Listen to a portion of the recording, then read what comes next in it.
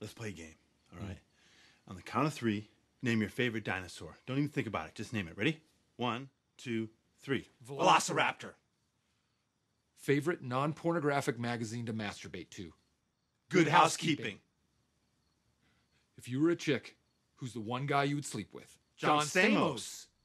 What? Did we just become best friends? Yup. Do you want to go do karate in the garage? Yup.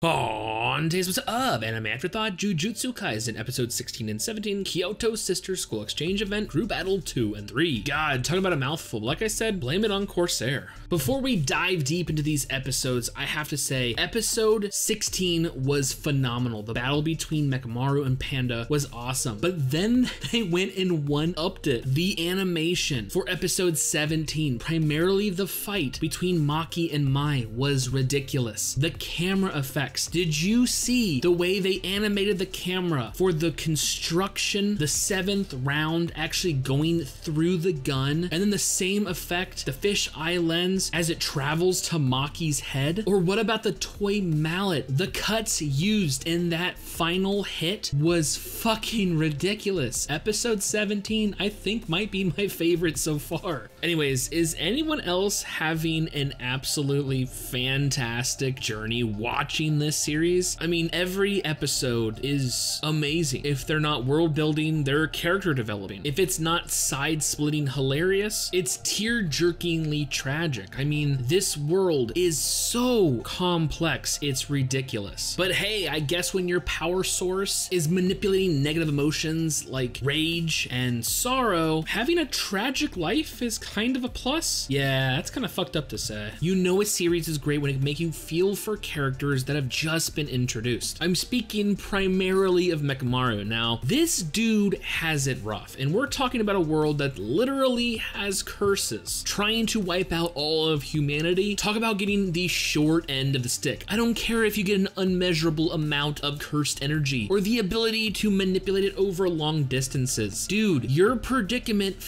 fucking sucks. Not only are you I guess you would call it a triplegic, paralyzed from the waist down and missing an arm, but the constant pain you feel from your fragile skin, so fragile in fact that fucking moonlight can burn it. It's like every pore on your body has a needle jabbing constantly. And I'm in the same boat. Who gives a flying fuck if you have these awesome cursed techniques or a plethora of cursed energy? What good is a heavenly pact if you're stuck in a bathtub the rest of your fucking life? Bro, talk about fucking tragic. And all he wants to do is just go hang with his homies. I mean, my God, have you ever felt so bad for a character? Like this dude, oh my God. But I have to say, I honestly think he made a friend. I mean, he was apprehensive at first. The pure disdain, you could hear it in his voice. A very familiar voice, seeing how the voice actor is Yoshisugu Matsuoka, the voice behind Yukihira of Food Wars, Inosuke from Demon Slayer, and Bitokyus Ramnakante, former Sin Archbishop of Sloth from ReZero. Honestly, this dude's filmology is ridiculous, but he is a fucking magician when it comes to vocals. You can hear the pain, the anguish coming from this dude. But even so, even after their back and forth battle, I honestly think him and Panda have become friends. Like I said, at first he was a little apprehensive, the fact that Panda is a cursed corpse, but a very unique example of one. The masterpiece of Principal Matsamichi. Now, we haven't seen many examples. They've been very basic in terms of their overall appearance,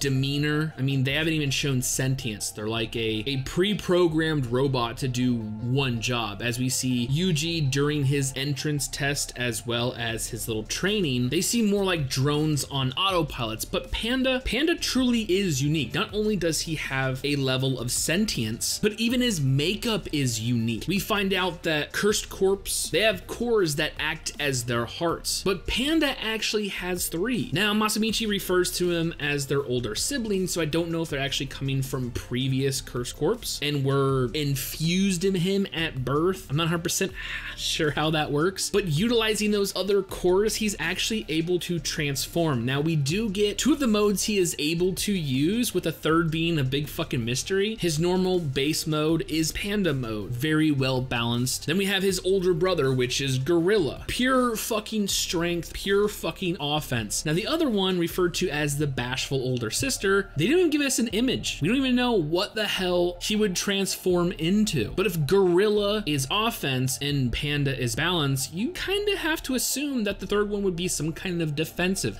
I don't know why Snake comes to mind. I highly doubt that's gonna be it, but it does lead a guy to wonder. But this uniqueness actually came in clutch during his battle with Mechamaru, and seeing how there is ability to perceive cursed energy, you would assume that there would be an ability to manipulate it. So when Mechamaru goes in for that final attack, thinking he destroyed the Gorilla core, it was actually Panda playing possum. No, I was able to manipulate it to pull you in for my final attack, which is the Panda Gorilla bitch slap of doom. My god, this puppet is no more, but not before having a little conversation with the being he despised so much at the beginning of their battle. And like I said, in the end, it honestly looked like they became friends. Now let's move on to Tragic Past number 2. We pick up where episode 16 leaves off. Episode 17 starts with Maki and Miwa in battle. It is obvious that these two are not on equal footing. Miwa seems at a complete disadvantage. In fact, she can only parry and dodge. How can it be someone that is ranked a 4th grade can be this inhumanly strong? Well, thanks to Momo and Nobara's battle, we actually get some backstory on Mai and Maki. And once again, it's a tragic backstory. Not as bad as Mechamaru, but I wouldn't say they're living the life. They were actually born into one of the 3 top clans, the Zenin clan. But unfortunately, they were definitely born under a bad omen. Not only are twins seen as ill fortune, because neither of them inherited any of the hereditary techniques, they're already starting out as perceived lesser beings. Not to mention the twins and the women. I mean, the Jujutsu Kaisen world is definitely showing off their discrimination, their bigotry, their misogyny, especially in a world where they need Jujutsu sorcerers. They're being very fucking picky. But what sucks even more, much like Mechamaru, Maki was born with a heavenly pact. Now, it's kind of the opposite for her, where he received amazing Jujutsu skills and abilities, foregoing his normal human life. Her, on the other hand, gained extraordinary superhuman abilities, strength, speed, reflexes, but unfortunately, she has no curse energy and can't even see curse spirits.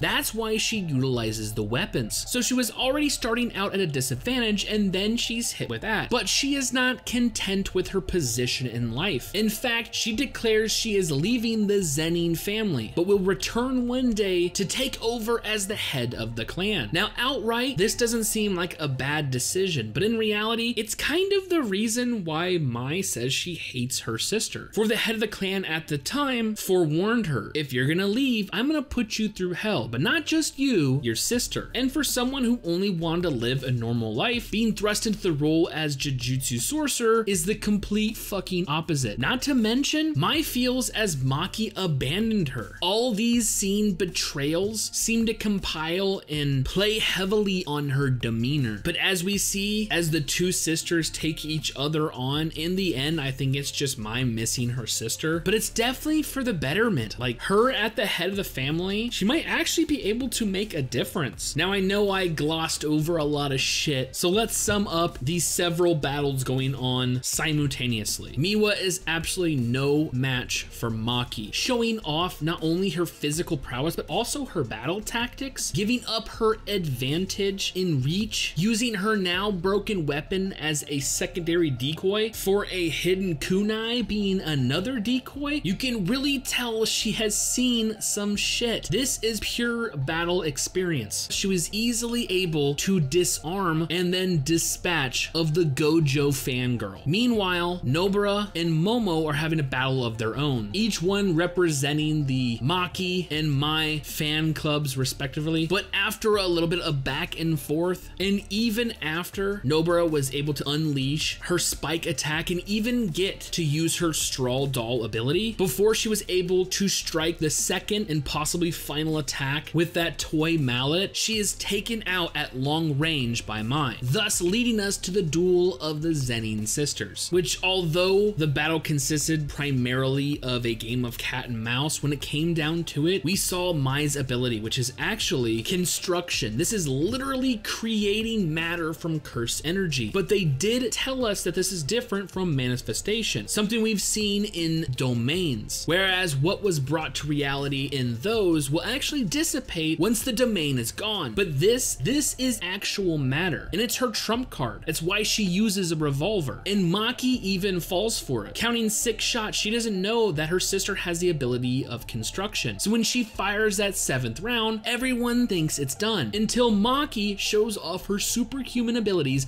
by catching the bullet mid-flight. Yes, I think we're all in agreement that this battle is officially over. Like I said, Jujutsu Kaisen has been fucking amazing. These characters are so unique, so fucking badass, and there's actual depth to them. I fucking love it. Not to mention, they're building upon the world. They're building upon characters' backstories. I fucking love it so much. But what I didn't mention, because you gotta save the best for last, is the fact that Toto is literally teaching Yuji, right? Now, I've heard some comparison between this and Bleach, and honestly, when I watched Toto trying to train Yuji, for some reason, Ichigo versus Kenpachi Zaraki popped into my head. It's like, I don't know. I just get that feeling like they're, I don't know. I just fucking love it though, right? Like BFFs fucking forever. I mean, hell, I didn't spend a couple hours making that animation for nothing. Anyways, going forward, it looks like next week we're gonna get some more Fushiguro. Like, that's what I want. I want to see how much he's progressed so far. I want to see some more badass battles. Like, I'm so looking forward to next week's episode. It crushed me so much when I couldn't make a video last week. I was like, oh god, but at least you're getting a double feature now, right? Anyways, with all that being said and more Jujutsu Kaisen next week, I honestly cannot wait for future episodes.